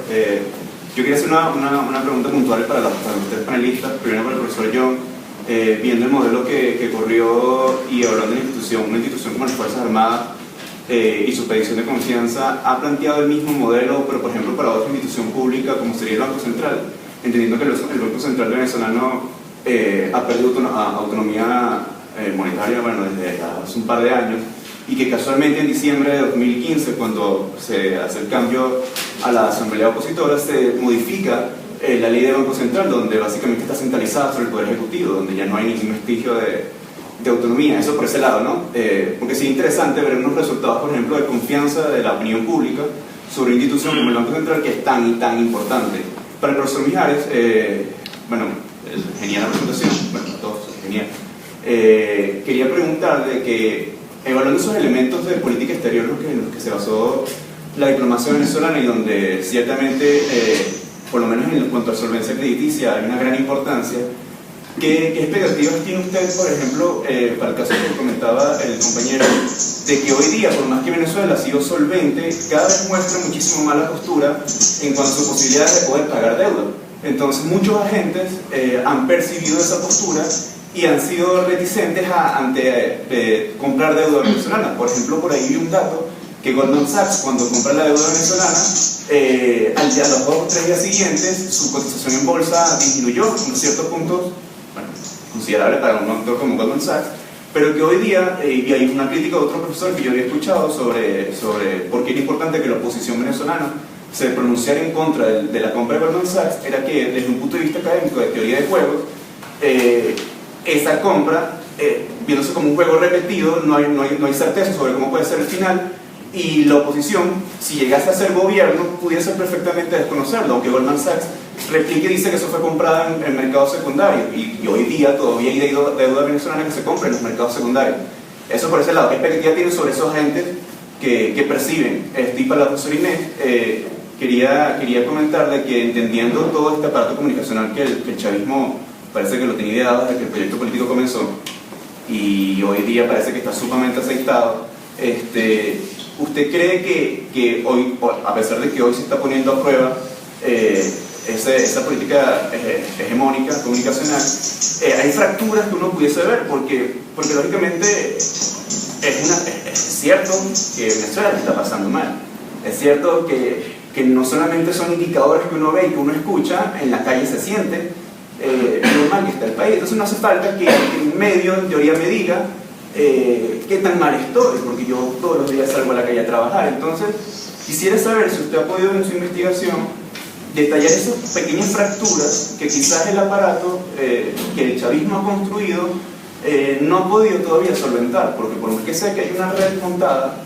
y que se está poniendo a prueba, hay pequeñas señales que se muestran. Por ejemplo, una de ellas es que la señal del Estado primero permitió que seguramente no lo sabía, cuando Luis Ortega hacía pronunciar en contra de las sentencias 155 y 156 del TCJ, lo que pasó con Nicolás cuando fue a San Félix, que le tiraron huevo. Bueno, eso fue dado, pero al final todo el mundo lo supo, ¿no? Entonces, ¿qué detalles de usted allí en eso? Olga, usted dijo que el gobierno de Maduro tiene un 35% de apoyo popular. Me gustaría saber, ¿no? ¿Entendí? No Maduro, sino las Fuerzas Armadas. Ah, ya. Maduro tiene como el 19% actualmente. Ya, gracias. Perdón. ¿Ya la contesté? Para usted, profesora, concuerdo con bastante las opiniones de los compañeros y quisiera saber, con lo que está pasando ahorita en el contexto comunicacional de Venezuela, cómo influye el tema de las redes sociales, porque creo que hay una variable que no está controlando Maduro, que no la pudo controlar Chávez, y es la autonomía que tiene precisamente el tema de las redes sociales, que yo creo que de alguna u otra manera está socavando el poder comunicacional hegemónico que estaba planteando Chávez. Es solamente esa pregunta. Gracias, entonces, ahora sí. Yo tengo una pregunta para Víctor. Tenemos una última pregunta. Una pregunta puntual, Víctor. Teniendo en cuenta la última votación que se dio en la OEA, donde vimos que una fractura en el bloque de apoyo al chavismo, vimos cómo creció el número de abstenciones, ¿es posible que realmente esa fractura se concrete y esas abstenciones de Haití, Trinidad y Tobago, Ecuador, República Dominicana pudiesen pasar a ser votos a favor de la condena en una próxima ronda? Yo tengo una pregunta también. Una pregunta. Yo quisiera saber su opinión sobre la suspensión de las, me parece como 180 cuentas de Twitter, de cuentas oficiales, que sucedió como anteayer, y cuáles son las implicaciones como del control de las redes sociales, no solo por el gobierno, sino por empresas como Twitter o Facebook. Gracias. Lo mío no es una pregunta, perdón. Lo mío no es una pregunta, sino una precisión a la pregunta de John, porque no son cuentas oficiales, son cuentas de oficialistas. Ok. Hay cuentas oficiales, pero no todas son oficiales. Sí, bueno, en virtud del tiempo, vamos a tener que dar la contestación a estas preguntas tan interesantes y complejas, y vamos a tener un tiempo aproximado de 6 minutos para contestar. Entonces, 6 minutos. Sí. Para todas las preguntas. No para cada pregunta, para todas las preguntas, apelando al principio de parsimonia, por favor. ¿Comienzo yo? Sí. Bueno, muchísimas gracias. Qué buenas preguntas. Todas me hacen pensar. La primera, un escenario político en Venezuela sobre lo que sucedería. Bueno, yo dije hace 2 años, yo juraba que Maduro iba a caer, así que hasta ahora estoy equivocado, ¿verdad? Entonces, pues uno simplemente puede especular. Mi especulación tiene que ver que, como he mencionado, teoría de juegos, ahí como la quinta pregunta ahí, viéndolo a través de la teoría de juegos, hay que ver los costos de salida del gobierno, ¿no? ¿Cuáles son los incentivos para Maduro, Padrino López, Diosdado y los demás de salir del gobierno? Casi no tienen sentido, porque si salen, se enfrentan probablemente encarcelamiento, enjuiciamientos, etcétera, ¿verdad? Entonces, yo creo que van a hacer todo lo posible para mantenerse en el poder. Lo estamos viendo actualmente con la represión, ¿verdad? Y en parte por eso que el gobierno, y por lo menos si no la cúpula, una parte importante del alto mando militar siguen colaborando, porque ninguno de los dos sobrevive sin el otro, ¿no? Y si sobrevive Padrino López, en el peor caso sobrevive Padrino López y no sobrevive Maduro, pero Maduro no sobrevive sin Padrino López. ¿Cuáles son los costos de salida? La pregunta 1B, otros casos como venezolano, Rusia, Turquía, Cuba. Lo que sucede en Venezuela podría suceder ahí, pero realmente no se podría reproducir lo que está sucediendo en Venezuela. Por los factores históricos, algunos de los cuales explicó Víctor, ¿no? como la alta dependencia petrolera, ¿no? La maldición de los recursos naturales, junto con la democratización, digamos, de la República, junto con el vacío político y el surgimiento de Chávez, son factores muy únicos al caso venezolano. Ahora, si se podría repetir lo que vemos en cuanto a las Fuerzas Armadas en otros países, pues sí, en esos otros países sí. En Ecuador Probablemente no, porque en Ecuador existe la polarización política, ustedes lo saben, están ahí, pero no hay la politización de las Fuerzas Armadas, ¿no? Gracias a Dios. La segunda pregunta, ¿la politización se da por la participación directa del personal militar? ¿A qué se debe esta politización?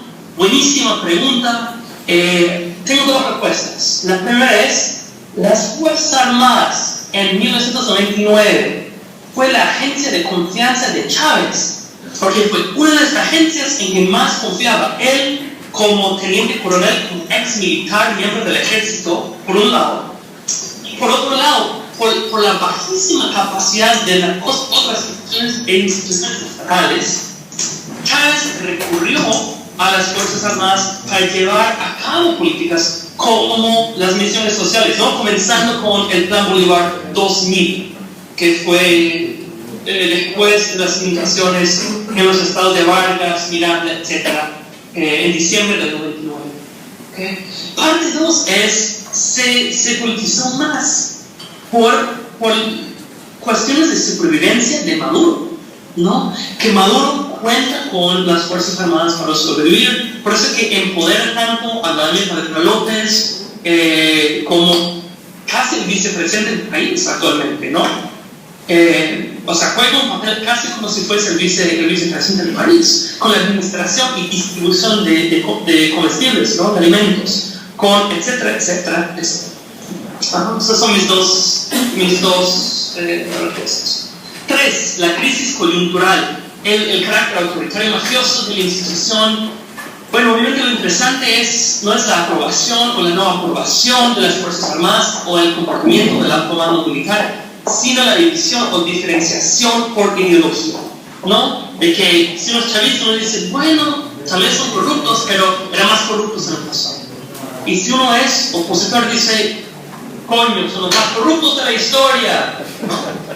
Es eso, que es tan interesante, tan peligroso para la legitimidad de la institución y el régimen. 4. El autoritarismo con débil control.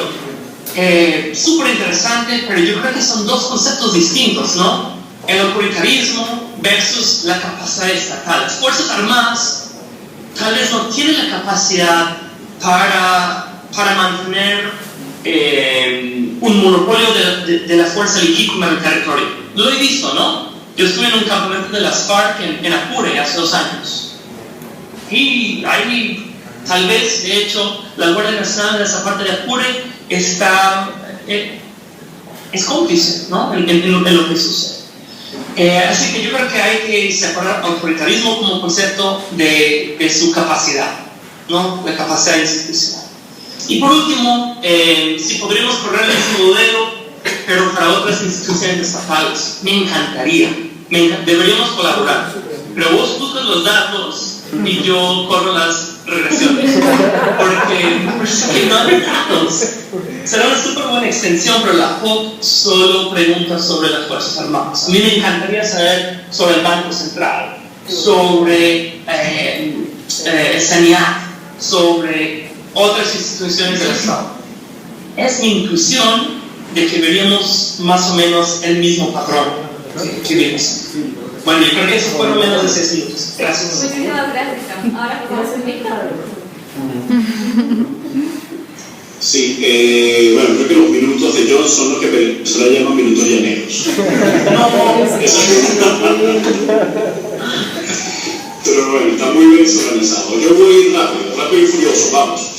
Escenarios para Venezuela de 6 meses a 1 año, no sé qué puede pasar. Lo que sí llamaría mucho la atención es que quiera seguir la política venezolana, por favor, muy pendiente con la evolución de los precios del petróleo. Venezuela está dependiendo ya prácticamente en un 100% de los precios del petróleo. Uno estaba acostumbrado a 126, después 98, pero ya, digamos, en la práctica hay una enorme dependencia, no solamente, insisto, por los precios del petróleo, sino muy pendientes, un ojo en los precios del petróleo y otro ojo en la capacidad de producción de PDVSA, que es vital, porque los precios del petróleo hoy podrían dispararse y no tener un efecto significativo en las finanzas venezolanas, porque la capacidad de producción del país está en franca picada. Eso a mediano plazo. A corto plazo, yo les diría, digamos, que esto es un dato, se lo puede comentar a sus...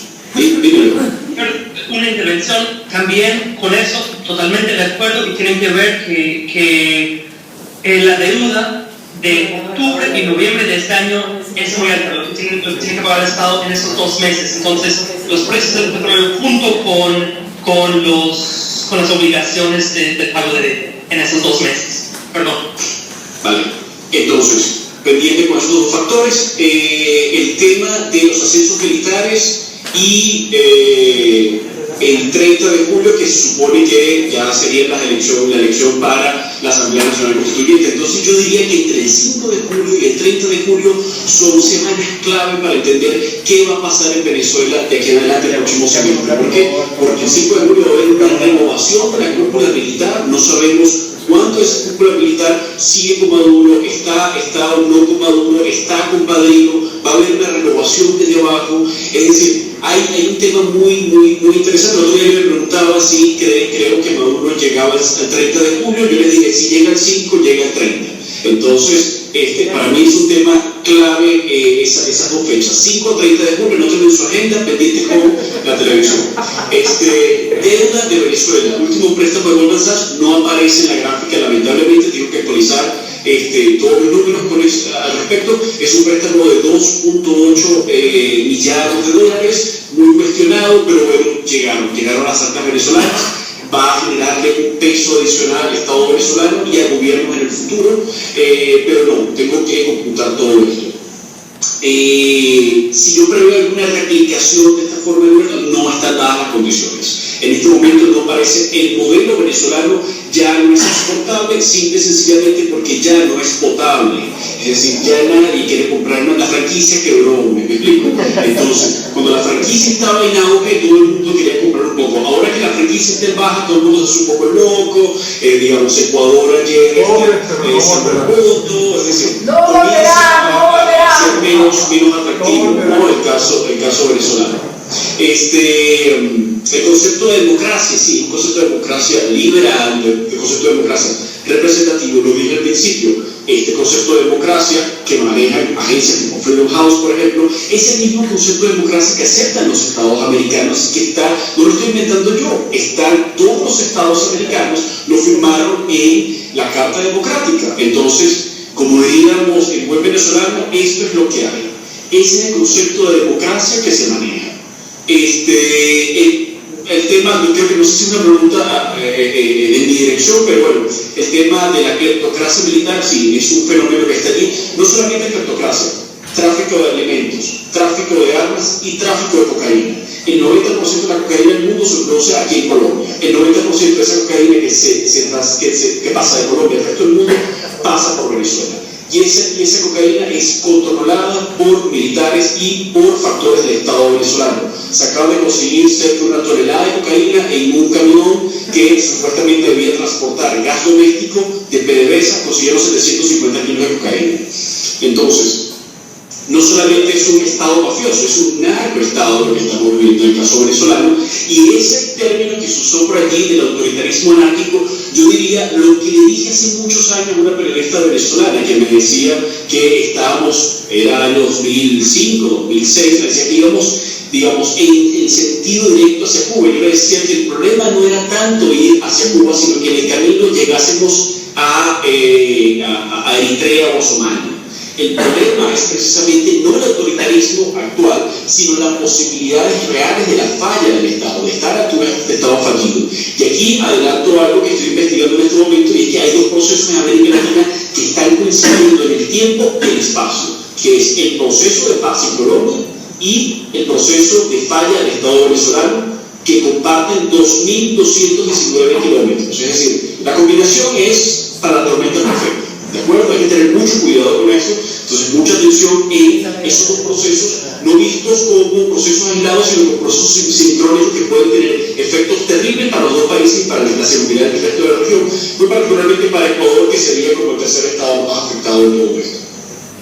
Expectativas sobre la solvencia venezolana, sí, hay reticencia en comprar deuda venezolana, por eso es que cada vez los descuentos son mayores. A Goldman Sachs le dieron un descuento del 31% y a otros compradores le dan un descuento hasta 80%. Es decir, tratan de vender como sea la deuda venezolana, que es incomparable, es decir, es una deuda de muy baja calidad por la inestabilidad política. Sin embargo, hay quienes están todavía apoyando. China no ha querido prestarle más dinero a Venezuela, pero sí ha querido ver cómo amplía sus inversiones en materia de infraestructura.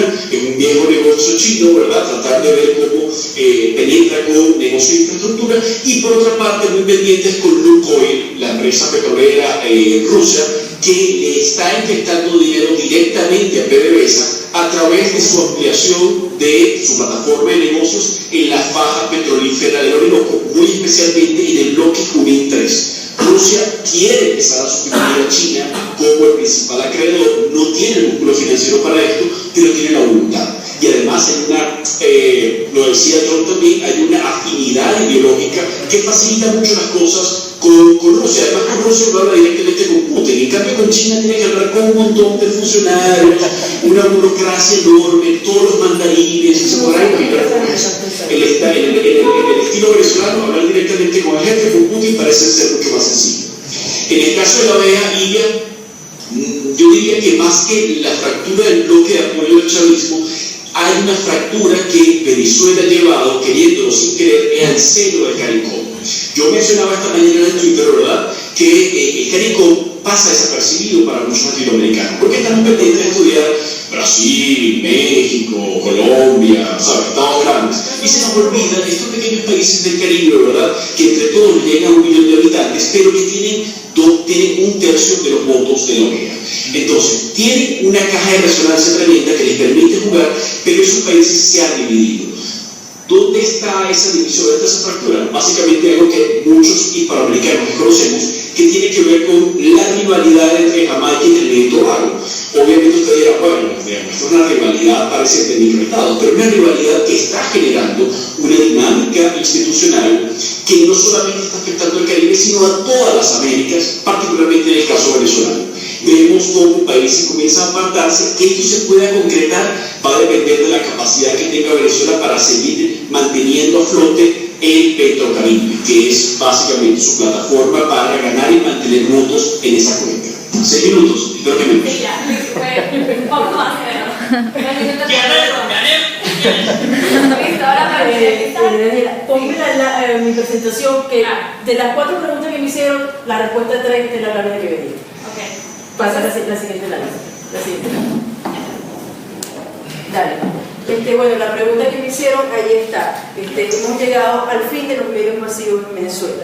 Efectivamente, el chavismo logró destruir la importancia política de los medios masivos, y ese ha sido su principal problema en los últimos 3 años.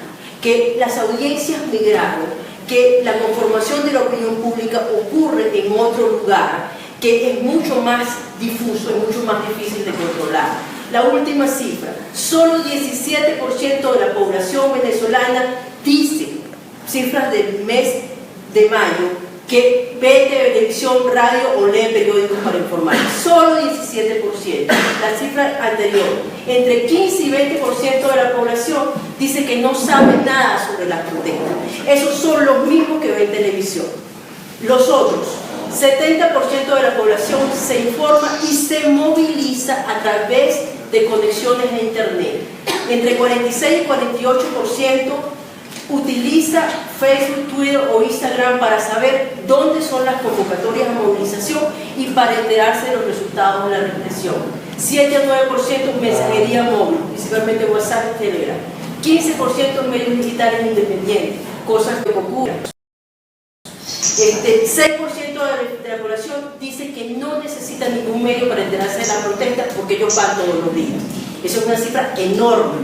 23% de la población dice que ha participado en alguna manifestación entre los meses de abril y mayo. O sea, allí está la respuesta a las preguntas que me formularon todos ustedes. O sea, las audiencias migraron, la conformación de la opinión pública está en otro lugar que es mucho más difícil de controlar porque es mucho más atomizado. Hay unos otros mecanismos de expresión política y sobre todo se están viendo como mecanismos de organización. La gente se está organizando a partir de esto, dado todo el bloqueo de las otras opciones de comunicación, generó toda una plataforma muy difícil difícil de controlar y se les ha convertido en un problema. Con eso creo que puedo terminar. Podríamos hablar largamente sobre el tema de protesta. Hay 6 láminas sobre protesta más adelante, pero ahí sí nos botan a patadas acá. Creo que no estamos en clase. Bueno, queremos agradecer nuevamente a nuestros panelistas por sus exposiciones y por su investigación que han compartido con nosotros, datos muy interesantes que nos abren también campo a nuevas investigaciones, a generar nuevamente nuevos espacios para otros debates de algunas preguntas que se han quedado un poco sueltas y que es un tema que es muy amplio, ¿no? Entonces, muchísimas gracias, John, Víctor y Lidia por su participación y les agradecemos por su asistencia. Muchas gracias.